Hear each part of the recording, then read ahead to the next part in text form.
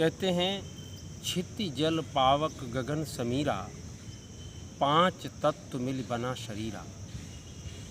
ये शरीर ही नहीं बल्कि संपूर्ण प्रकृति पांच तत्वों से मिलकर बनी है और शरीर प्रकृति का अंग होने के कारण इसमें भी वही पांच तत्व विद्यमान हैं। यदि हम ये चाहते हैं कि हमारा शरीर स्वस्थ रहे और लंबी आयु हो, तो हमारे शरीर में इन पांचों तत्वों का संतुलन बना रहना आवश्यक है।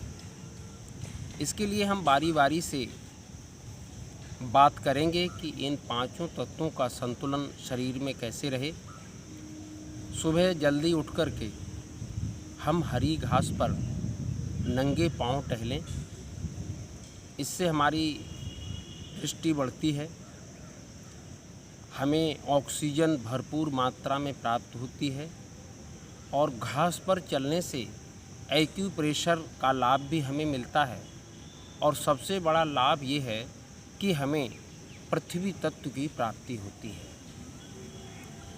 अब आता है जल तत्व, वायु तत्व। तो पहले हम वायु तत्व की बात करेंगे। टहलने के बाद फिर हम एकांत में खुले आसमान के नीचे बैठकर आसन प्राणायाम करें। आसन प्राणायाम करने से ऑक्सीजन हमारे रोमकूपों के माध्यम से शरीर में पहुंचती है और प्राणायाम से हमारे नाक और मुंह के द्वारा ऑक्सीजन शरीर में पहुंच जाती है और शरीर सुबह की वायु से, शुद्ध वायु से परिपूर्ण हो जाता है। इसे हम कहते हैं वायु स्नान। वायु स्नान के बाद हमें जल की ज़रूरत है, तो उसके लिए हम जल स्नान करेंगे। जल स्नान में क्या क्या शामिल है?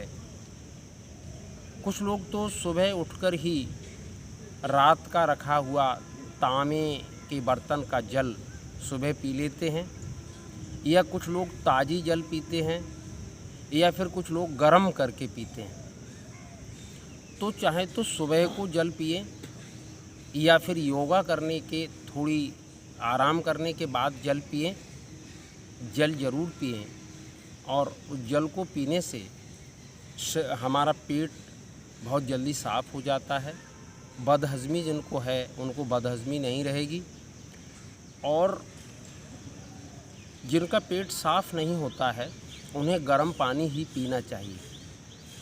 गर्म पानी पीने से हमारे आंतों में फंसा हुआ मल छूट जाता है वहाँ से, और नस नाड़ियों में जहाँ भी वात पित्त कफ रात में जमा हो गया है तो वह भी पिघलकर मलमूत्र के द्वारा बाहर निकल जाता है।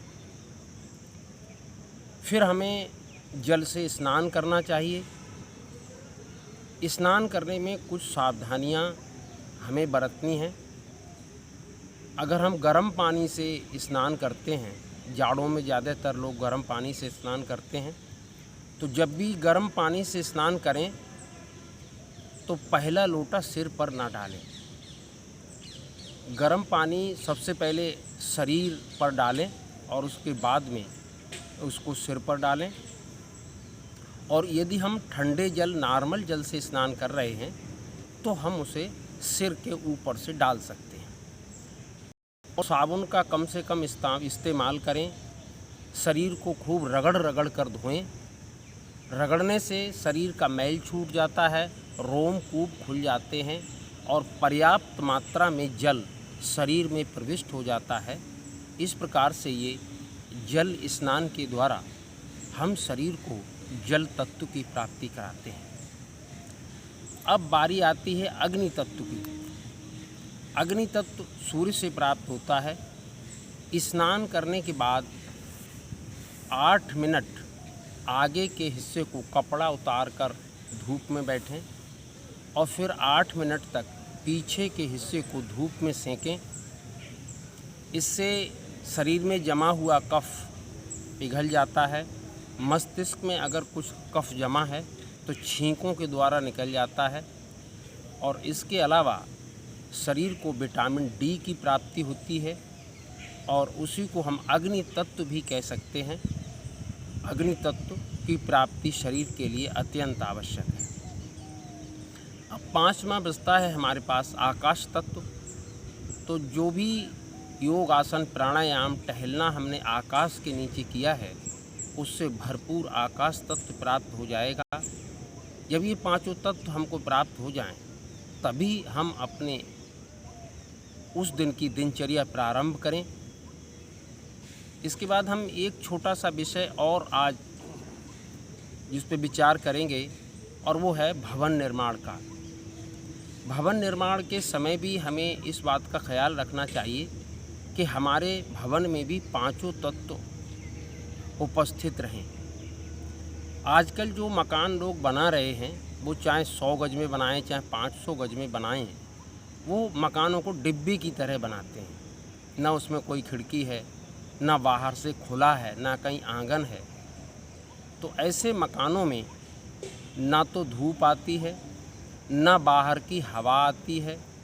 केवल उसमें दो चीज़ें रहती हैं, एक तो पृथ्वी तत्व यानी फर्श, और दूसरा रहता है जल तत्व। आपने सबमर्सिबल पंप लगा लिया है तो उससे पानी भी आएगा और पृथ्वी तत्व की प्राप्ति होगी। लेकिन तीन जो तत्व हैं, आकाश तत्व, वायु तत्व और अग्नि तत्व, इन तीनों का बंद मकानों में अभाव रहता है। मकान चाहे छोटा हो चाहे बड़ा हो, मकान बनाते समय इस बात का ध्यान रखें कि उसमें या तो सुबह को या फिर दोपहर को धूप की किरण आनी आवश्यक है, उसमें वायु का आवागमन हो, और इसके अलावा खुला स्थान बीचों बीच में रखा जाए तो अति आवश्यक है, ताकि आकाश तत्व की प्राप्ति हो सके। तो इस प्रकार से हम शरीर को भी पांचों तत्वों से परिपूरित करते हैं। और भवन निर्माण के समय, क्योंकि हमें जीवन भर उसी मकान में रहना है, हमें नहीं रहना है तो हमारे बच्चों को रहना है, और मकान 10-20 साल के लिए नहीं बनते हैं। मकान को इस प्रकार से सोच समझकर बनावें ताकि उसमें पांचों तत्वों की उपलब्धता रहे, और इसी को हम वास्तुशास्त्र भी कहते हैं।